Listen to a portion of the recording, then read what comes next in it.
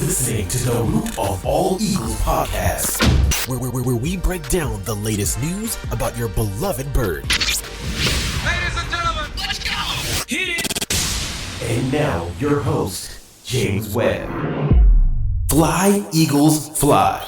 And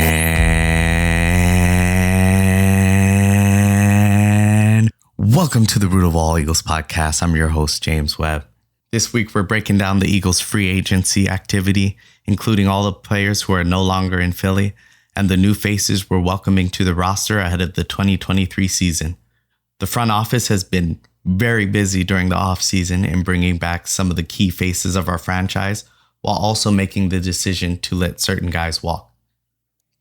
Let's kick off today's episode with the guys who are coming back. Perhaps most notably, center Jason Kelce. There's been a lot of real focus this offseason in keeping the leaders of the Super Bowl caliber team in the locker room. The number one guy who falls within that category is Jason Kelce. Our legendary center has been toying with retirement for a couple of seasons now, but decided to play last year on a one-year deal for $9 million.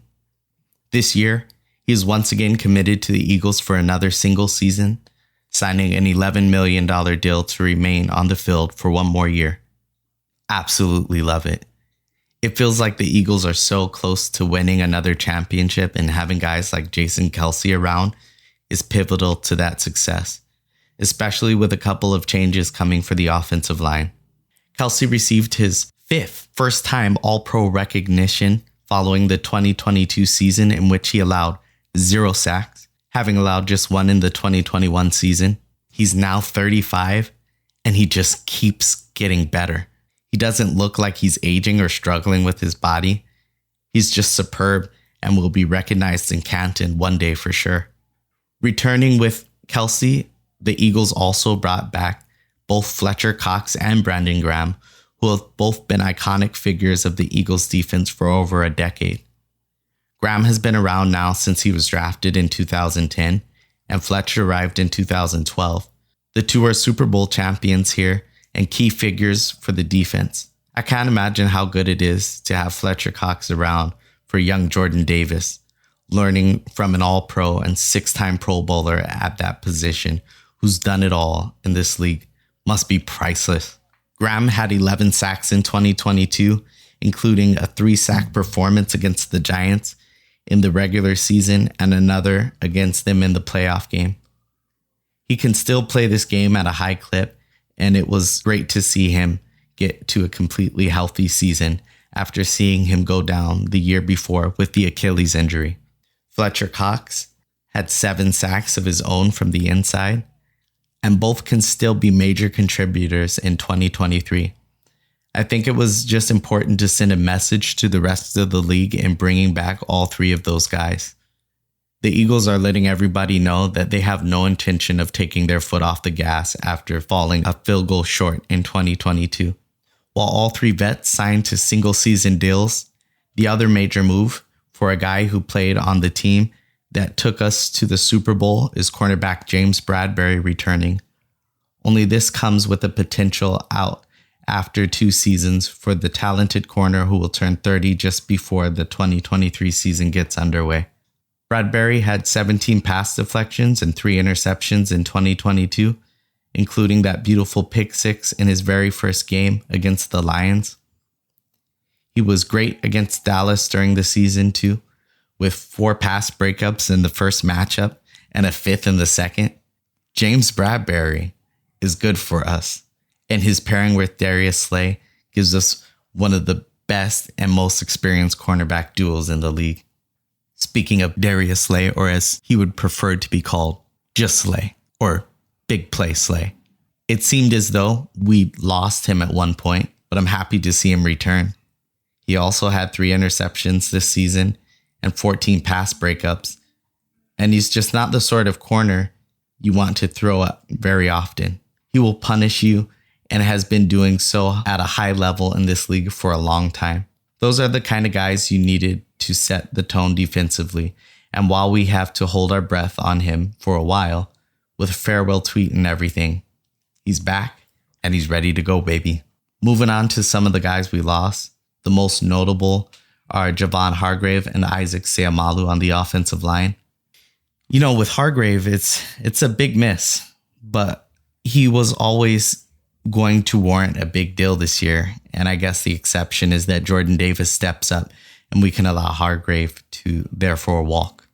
The two are different players, and we're yet to see much of Davis, but he's been waiting in the wings and learning his craft as a professional and will now seemingly get his shot in 2023.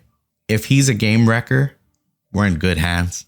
Hargrave was a productive interior tackle for us in the 2022 season with 11 sacks, 60 tackles, and a forced fumble. He signed a 4-year, $84 million deal with the 49ers, and I guess we weren't prepared to match this offer. I suppose that makes sense with a first-round draft pick waiting behind him on the depth chart. So let's see what Jordan Davis has got. Seumalo's departure is a miss, but the Eagles' offensive line still looks set to be one of the best in the league this year. Landon Dickerson will be the left guard, and it'll be Cam Jurgens at right guard, the former second-round pick in the 2022 draft. He played less than 50 snaps last year, but Kelce and the offensive line staff spoke highly of him, and he's expected to be Kelce's long-term replacement at center. With that in mind, having him play a season right next to him will work wonders for his development. Now, Miles Sanders, that's a strange one, but that seems to just be a cap saver. I think we're a real favorite to take one of the rookie running backs in this year's draft and certainly have the capital to do so. Whether that's Bijan Robinson, I don't know at this point. I can look at it historically. The Eagles have not historically drafted a running back in the first round for some time now. Although it would be nice to see Bijan Robinson as an Eagle, that one, yeah, I mean, it just kind of seems a little unlikely to me. If we're talking about early draft picks that can help our team immediately in key positions, running back is a big one. There is less pressure there than to say deep safety or an outside cornerback. And I'd be okay with seeing us take Bijan Robinson, obviously, for sure. Sanders signed a 4-year, $25 million deal with the Carolina Panthers, which averages at just under $7 million per season. A first-round pick isn't going to save you much money, but I'm not convinced that Rashad Penny is the answer either. I like Penny's game and all, but the 1-year deal he signed for $1.3 million doesn't exactly scream bell cow running back with his expectations. Maybe he ends up being a great value pick, but I'm just not willing to accept that Penny, Gainwell, and Boston Scott, who also returned on a low-end 1-year deal, is the complete running back group for this year. Defensively, we've lost a lot of pieces. Obviously, the staff has faced some turnover with Gannon getting the call from Arizona and taking linebackers coach Nick Rollis with him as his new defensive coordinator. But player-wise, there are several pieces suiting up elsewhere this season too. From the starting lineup, we lost C.J. Garner-Johnson, T.J. Edwards, Kaiser White, Javon Hargrave, and Marcus Epps. That's 2 safeties, 2 linebackers, and the big man on the defensive line. Right out of the gate, I'll say we need to be looking at safeties in the draft. We added Terrell Edmunds in free agency, but he's an athlete who can stuff the run in the box and play downhill. He's not a high-level cover guy on the deep end of the field. Then we got Reed Blankenship, but he's not really that either. Although I do like the potential of Reed Blankenship. He showed me some things last year. I mean, first undrafted rookie safety to ever pick off Aaron Rodgers. I mean, that's got to count for something. So it'll definitely be interesting to see what Reed Blankenship is going to be able to do this season. Losing C.J. Garner-Johnson and Marcus Epps means losing over 150 tackles between the two this season. Edmunds will take over some of the responsibility C.J. had, especially down in the box, but C.J. is a better cover guy and does a better job frustrating tight ends and slot receivers. Epps was our deep safety, and I kind of expected to see him stay. He finally broke out this year and showed a lot of promise as a deep safety. And after all that development, we just let him leave the first chance he got. That one caught me off guard. Then at linebacker, we've retooled and half covered the loss of Edwards and Kaiser White with Nicholas Morrow, which is a fit I really like for our defense. Morrow has spent 4 seasons with the Raiders before signing a 1-year prove-it deal with the Chicago Bears, while becoming a career year for him at outside linebacker. He earned himself a shot with the Eagles after ending last year with 116 tackles. He's athletic, can go sideline to sideline, and offers a good option as a coverage linebacker. He'll fill Kaiser White's role, and I wonder if the exception is then that Nakobi Dean will step into the starting lineup. Dean barely saw the field in 2022, ending the year with 13 tackles and a contribution here and there on special teams. Edwards' departure opens up a window for him to jump into the starting rotation, and the general feel with the fans seemed to be excitement about the possibility. Nakobi Dean was phenomenal at Georgia, and the year behind the starters to develop, settle, and learn the playbook, just like former teammate Jordan Davis, might serve him well in the long run. The only major change is the backup quarterback, and that's a move I don't mind either.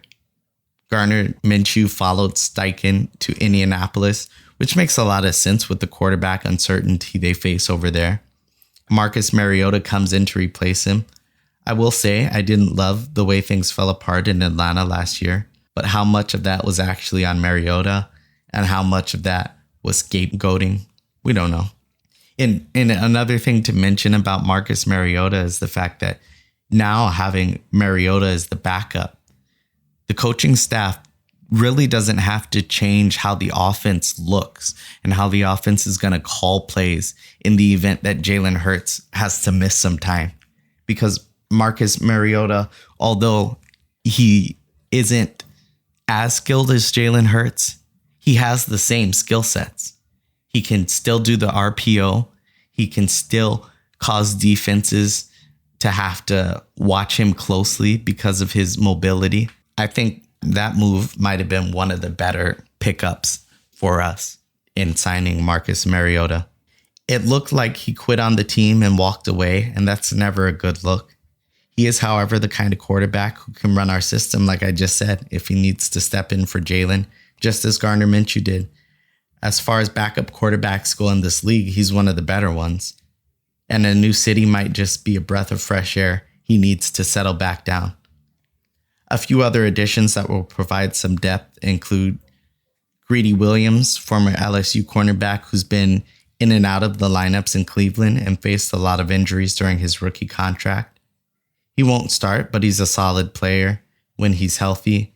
And then we added safety Justin Evans, who had 29 tackles while playing for the Saints last season. The free agency story seems to be one of opportunity for young players who have been waiting in the wings on both sides of the ball. The 2022 draft class will now get their shot to help the team in the 2023 season. And we still have 2 first-round draft picks at our disposal to try and find 2 more impact players. We'll get into those in the next episode. Also, on a final note, with free agency, the Eagles signed Kentavius Street, defensive tackle, to a 1-year contract. Street could have been a day 2 pick had he not torn his ACL during a private pre-draft workout. The injury caused him to miss the entire 2018 season. Street was then limited to just 38 snaps in 2019 after going another knee surgery. It was a career year for Street last season as he set new highs in total tackles, 29, quarterback hits, 8, sacks, 3.5, and pass deflections, 1. So when we're looking at Kentavius Street, we're looking at somebody, in my opinion, who can fill the Javon Hargrave role and come in and really make the kind of impact that Javon Hargrave kind of had for us. So it'll be interesting to see what the Eagles do with Street as well as Jordan Davis, as well as the rest of the defensive line.